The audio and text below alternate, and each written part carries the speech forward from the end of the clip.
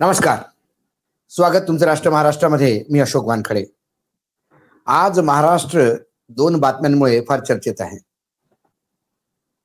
एक बातमी म्हणजे 11 जुलै 2006 ला जे साखळी बॉम्ब विस्फोट झाले मुंबईमध्ये, खास करून वेस्टर्न लाईनच्या लोकल्समध्ये, त्यात 209 लोक मृत्युमुखी पडले आणि 700च्या पेक्षा जास्त जखमी झाले. खार road Santacruz, Bandra Khar road, Mahim, Mira road Bhayandar, Matunga road Mahim आणि बोरवली या ठिकाणी चालत्या लोकलमध्ये फर्स्ट क्लासच्या डब्यात विस्फोट झाले. सगळे कुकर बॉम्ब होते. म्हणजे कुकरमध्ये RDX आणि अमोनियम नायट्रेट यांनी याला स्ट्रिगर लावून ते स्फोट करून घेण्यात आले. संध्याकाळी 6:24 ते 6:32, म्हणजे 35 मिनिटात, या 9 मिनिटात, 9-10-11 मिनिटात जे तेवढे विस्फोट झाले. मुंबई हादरलं, स्टॉक मार्केट जाऊन झालं, पूर्ण देश हादरला. दिल्लीपासून मुंबईमध्ये हालचाल चालू झाली. कारण कोहारा जो लष्कर ए तोयबाचा एक भाग आहे, त्यांनी ती रिस्पॉन्सिबिलिटी सांगितली की आम्ही गुजरात आणि या ठिकाणी जम्मू काश्मीरमध्ये जे होत आहे त्याचा बदला म्हणून आम्ही घेतलाय. महाराष्ट्र गव्हर्नमेंटने लगेच STF स्थापन केली. स्वर्गीय विलासराव देशमुख त्यावेळेला मुख्यमंत्री होते. स्वर्गीय RR पाटील त्यावेळेला गृहमंत्री होते.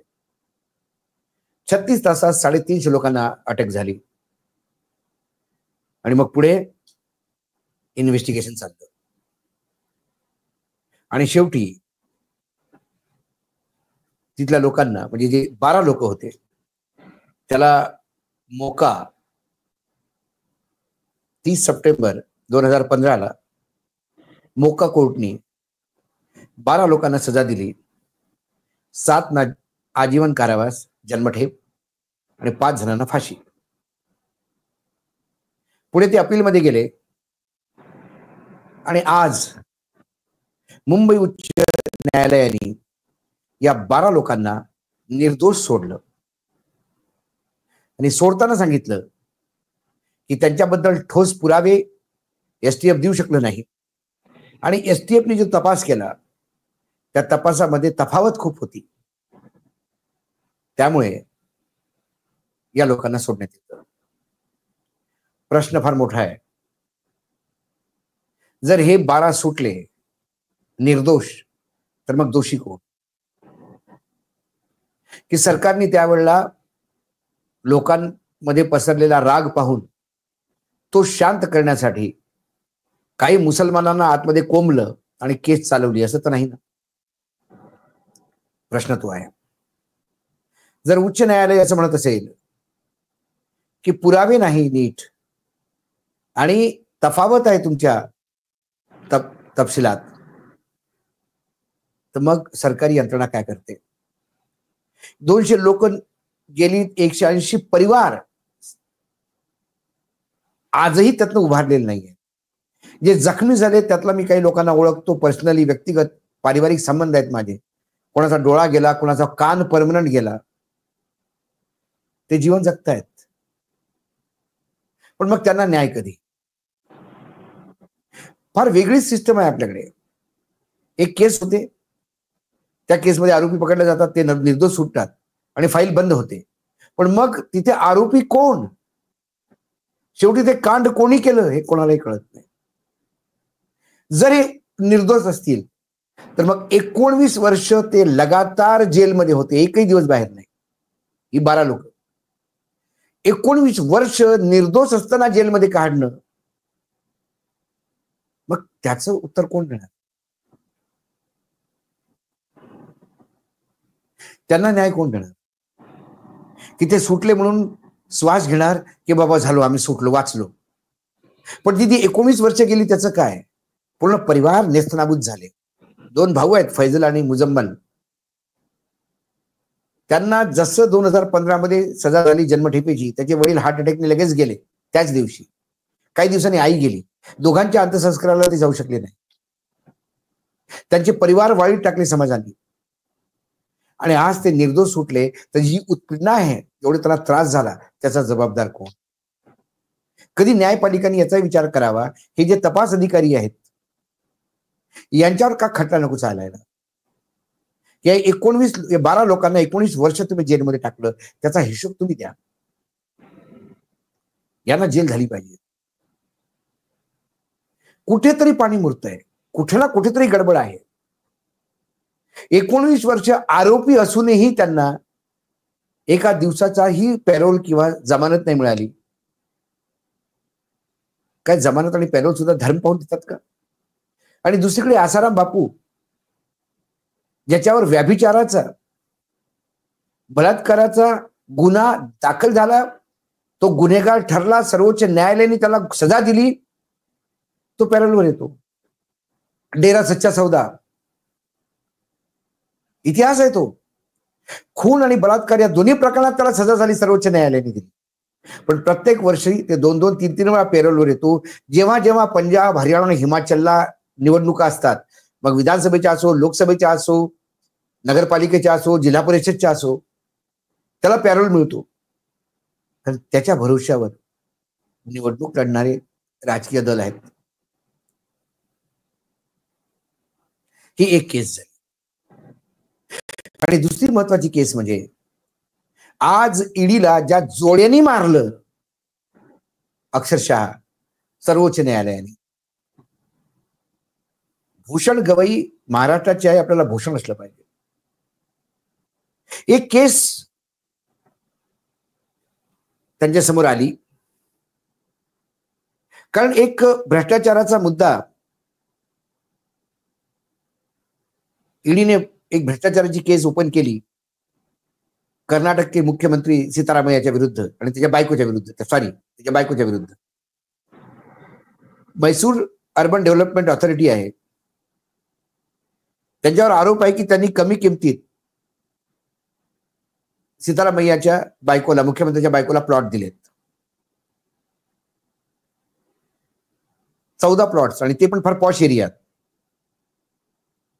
आणि हे कशासाठी दिले, तर तिथेच मैसूरच्या कसबा होबली कसारे गावामध्ये एक 3.16 एकर जमीन प्राधिकरणाने घेतली, त्याच्या बदल्यात तिला ते प्लॉट्स दिले, आणि त्याची किंमत मात्र 3,24,700 रुपये.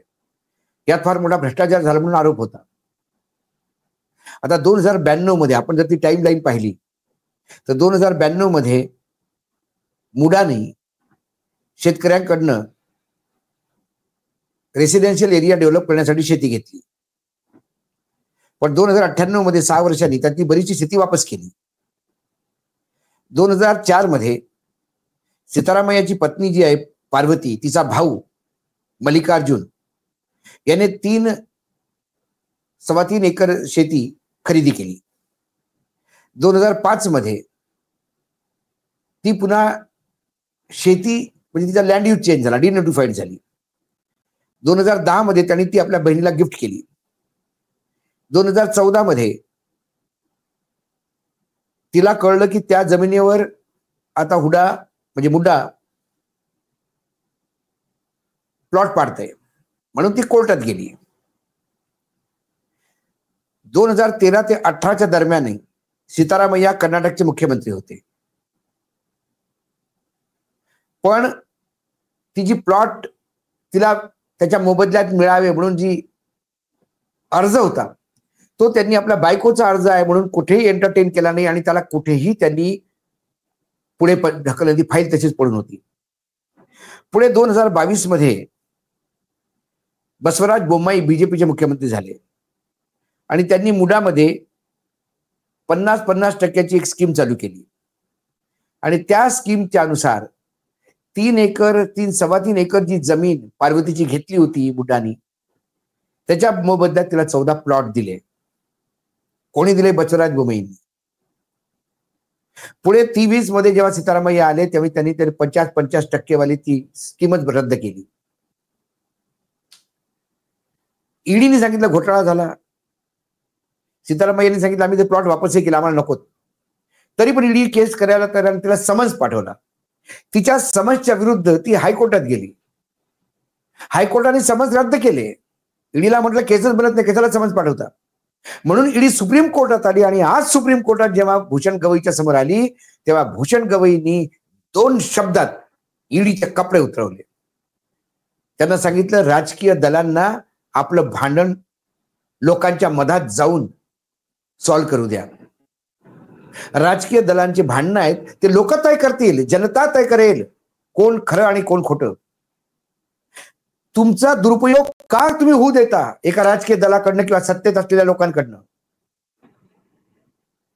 तेव्हा मग ईडीचे वकील म्हणाले, SGI मिस्टर राजू, ते म्हणाले साहेब भ्रष्टाचार. ते म्हणाले तुम्ही आम्हाला सांगता का, माझं तोंड उघडायला लावू नका.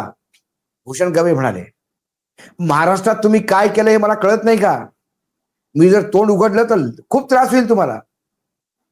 मग ते म्हणाले साहेब असं करा, आम्ही एक केस वापस घेतो, याच्यावर डिसिजन देऊ नका. ते म्हणाले नाही, केस राहील आणि मी डिसिजन देतो, ही तुमची अप्लिकेशन डिसमिस करतो. त्यांनी ते डिसिजन गेल्यामुळे आता ते एक सायटिंग झालं, नाझीर ज्याला म्हणतो. पुढे जेव्हा जेव्हा समन्स काढेल ईडी तेव्हा सांभाळून काढावं लागेल. आणि महाराष्ट्रात काय झालं तेव्हा महाराष्ट्राचा त्यांनी जेव्हा उल्लेख दिला तेव्हा महाराष्ट्रात काय झालं, ईडीच्या भीतीने काय शरद पवारांची पार्टी तुटली, ईडीच्या भीतीने काय शिवसेना तुटली, काय एकनाथ शिंदेच्या जवळच्या माणसाला ईडीला नोटीस दिल्यामुळे एकनाथ शिंदे गेले,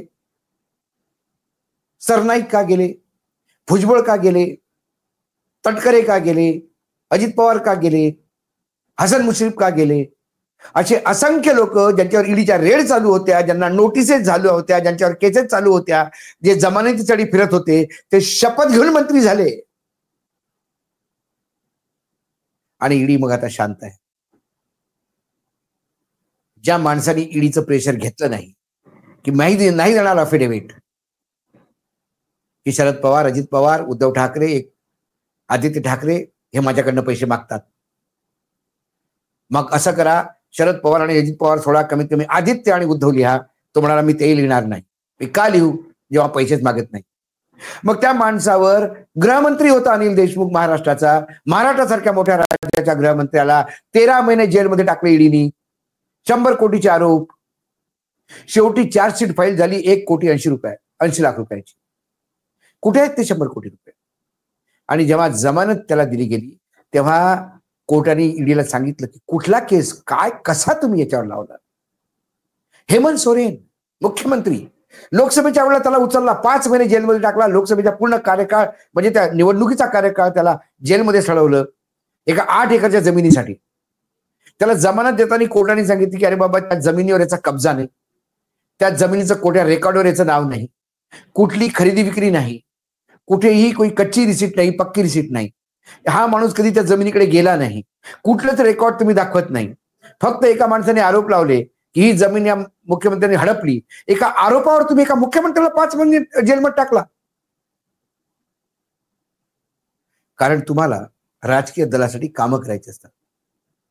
हे जे ईडी पामेरियन बनून फिरतंय ना, राजकीय सत्तेच्या पायाचे जे लोळण घेतं त्याला पहिल्यांदाच सरपक फार मोठी. याच्या अगोदर या सुप्रीम कोर्टाने जेव्हा छत्तीसगडचा कोयला केस आला तेव्हा त्या अग्रवालला जमानत देताना सांगितलं की अरे कोणाच्याही बोलण्यावर कोणाला अरेस्ट करत नका जाऊ, तुम्ही एक एजन्सी आहात, थोडा सायंटिफिक वैज्ञानिक तऱ्हेने थोडंसं इन्व्हेस्टिगेशन करा.